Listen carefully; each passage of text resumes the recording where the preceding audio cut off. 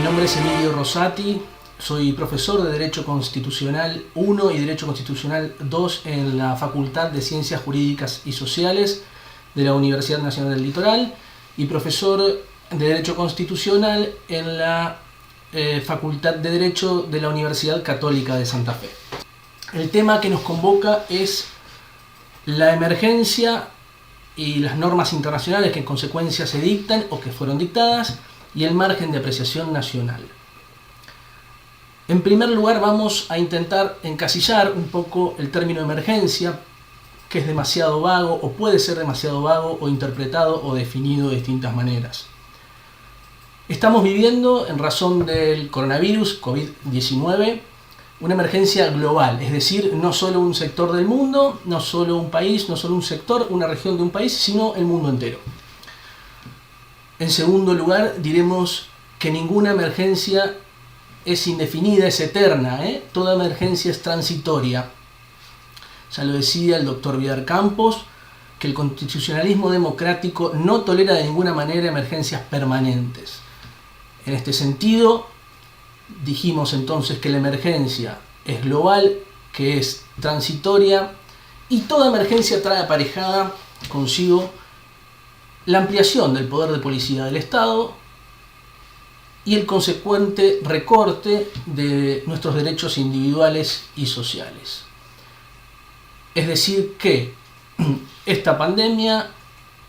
que trajo aparejada la emergencia global ha facultado a los distintos estados a ampliar su poder de policía y consecuentemente el recorte de nuestros derechos individuales y sociales. Bien, dicho esto, vamos a decir que no existe, en razón de esta emergencia, normas internacionales. Esto es lógico, no se encuentra de improviso esta emergencia, esta pandemia, y en el marco de nuestra región mundial podemos encontrar solo una pequeña norma en el Pacto San José de Costa Rica que habla de la emergencia, por supuesto no de la pandemia. Entonces cobra vital importancia en el marco mundial internacional las recomendaciones hechas por la Organización Mundial de la Salud. En este sentido, diversas han sido estas recomendaciones respecto del cuidado de nuestra salud, respecto de los recaudos que hay que tomar como sociedad, no solo de los individuos insertos en la sociedad, sino de los distintos estados para resguardar la salud de sus habitantes. En este sentido, cada estado puede, en el marco de este margen de apreciación nacional, tomar o adoptar distintas medidas haciendo más o menos caso a estas recomendaciones efectuadas por la Organización Mundial de la Salud. Hemos visto, y es de público conocimiento, los distintos estados que han tomado una u otra posición. Se ha creado una especie de dicotomía, una dualidad, en donde tenemos por un lado la salud y por otro lado la economía de cada país. Esta dualidad ha sido planteada en términos de estado interventor, un estado social interventor, versus un estado más liberal, gendarme. El estado interventor en este sentido ha adoptado diversas medidas para conservar la salud de sus habitantes, ha visto ampliado su poder de policía y ha recortado los derechos, por ejemplo, ambulatorios de nuestros habitantes. Por otro lado, el otro tipo de modelo, el que llamamos modelo liberal o gendarme, ha dejado actuar a la población guiados por no dejar caer su sistema económico, su economía y sus mercados, y en este sentido no se ha visto tan vulnerados los derechos de los habitantes, corriendo el riesgo, sí, de que el sistema de salud de esos estados llegue a un nivel casi de colapso o directamente de colapso total. En este sentido, por citar algunos ejemplos, tenemos en Estados Unidos, de Norteamérica y en Brasil, gobiernos que han sido encorsetados, encasillados o enrolados en este modelo más liberal de permitir que los mercados sigan circulando y consecuentemente no han protegido de una manera más eficaz o más directa la salud de sus habitantes. Tenemos, por citar dos ejemplos, la ciudad de Nueva York, quizá la ciudad más cosmopolita del planeta, con récords de contagio del coronavirus, COVID-19, en el caso de los Estados Unidos, y por otro lado, en la República Federativa del Brasil, hemos visto a su presidente poco menos que desafiar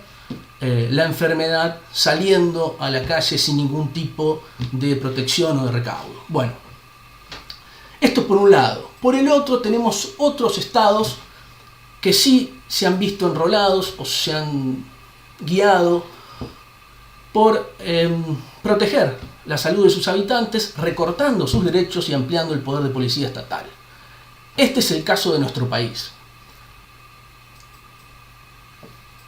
Se presenta aquí un caso extraño. El presidente de la Nación ha dictado, en razón de la necesidad y urgencia del caso de la pandemia, diversos DNU, decretos de necesidad y urgencia. El primero ha dispuesto el aislamiento social preventivo y obligatorio. En los sucesivos los ha prorrogado este aislamiento con algunas otras medidas. Es decir, que se gobierna por una herramienta constitucional desde 1994, pero luego requiere un procedimiento especial en el Congreso de la Nación. En este sentido, el Congreso de la Nación ha pedido, como dato de color, o histórico si se quiere, a la Corte Suprema de Justicia de la Nación una acción declarativa para que el máximo tribunal de nuestro país se expida en razón de si el órgano legislativo puede sesionar de manera remota, a distancia, no presencial como prevé su reglamento. Se presenta un caso, como dije, extraño. Un órgano constitucional, el Congreso de la Nación, no puede ejercer sus funciones constitucionales, legislar, su principal función constitucional, legislar, por haber dictado su reglamento conforme dicta la Constitución y pide a otro órgano constitucional, el Poder Judicial, que se expida al respecto. Caso extraño, si los hay en Argentina. La Corte se ha expedido rechazando esta solicitud del Senado de la Nación en cabeza de su presidenta, pero en obiter dicta ha hablado al respecto y ha dado luz verde a la solicitud. Bien, entonces hemos dicho que distintos países, en razón de su margen de apreciación nacional y en virtud de su soberanía y conforme a su principio de derechos públicos, han adoptado distintas medidas y han sido, si se me permite, han optado por ir para un lado de estados liberales o para el otro estado proteccionista, interventor, viendo ampliado su poder de policía. Quisiera ir un poco más allá en esta pequeña reseña y hablar de lo que sucede dentro de nuestro país. No ya del margen de apreciación nacional, visto desde los distintos estados soberanos hacia normas o recomendaciones internacionales, sino hablar del margen de apreciación provincial, concebido este último como esa discrecionalidad que tienen las provincias, los estados provinciales y Ciudad Autónoma de Buenos Aires respecto de normas que ha dictado el Estado central, el Estado federal, el Estado argentino. En este sentido, la Corte ya lo ha dicho y ha mencionado este margen de apreciación provincial en un voto de uno de sus ministros, en el caso del Ministerio de Relaciones Exteriores, conocido como Fontevecchia, y aquí tenemos presente, también la Corte ha mencionado esto en un caso de Salta, de educación religiosa, y aquí tenemos presente que 24 distritos, 23 provincias y Ciudad Autónoma de Buenos Aires en nuestro país, apoyados en el federalismo, pueden adoptar distintas medidas dentro de un margen que les permite estas normas dictadas por el Estado central, en este caso por decreto de necesidad y urgencia. Así vemos cómo algunas provincias se vuelven un poco más laxas o un poco más permisivas a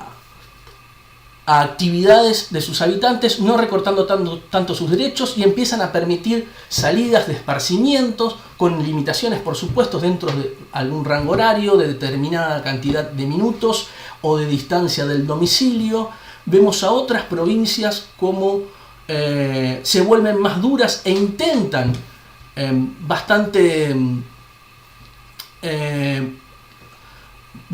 con bastante rareza limitar aún más los derechos, como intentar cerrar fronteras entre provincias a otras. Esto está muy discutido en términos de constitucionalidad de esta medida. Entendemos que no hay fronteras entre provincias, entonces esto podría,